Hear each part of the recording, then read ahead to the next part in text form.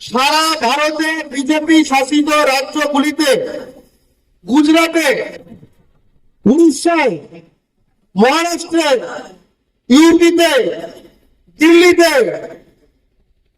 বাঙালিদের হিন্দু মুসলমান নির্বিশেষে পিটিএফ বানানো হচ্ছে।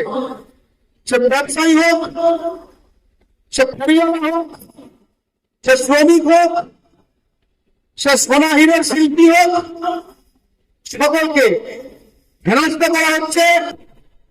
পুলিশ ধরে নিয়ে যাচ্ছে, মহিলাদের মধ্যে পুলিশদের হলে করে ছেলে থানায় দাঁড় করিয়ে রাখা হচ্ছে, দেওয়া হচ্ছে এখান থেকে পালা, ট্রেন দেওয়া হচ্ছে এখানে এলে কিন্তু মেরে দেব।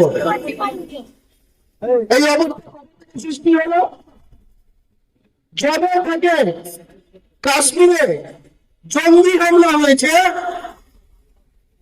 আপনারা জানেন যে বাংলাদেশের শত্রু তথা ভারতের শত্রু পাকিস্তান সেখানে এক নৃশংস জঙ্গি হামলা করেছে, কিন্তু ফলাফল কোথায় এসে পড়ল? বাঙালির ওপর। ওই জঙ্গিরা কি বাঙালি ছিল?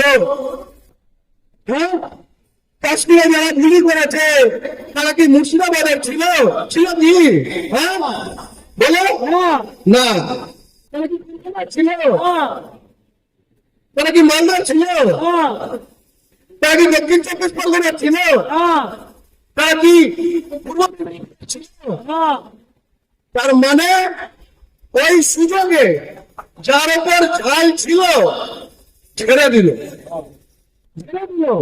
কারণ পাকিস্তান এইটাই চায় যে ভারতে আমরা নিজেদের মধ্যে এটা নিয়ে করতে থাকি।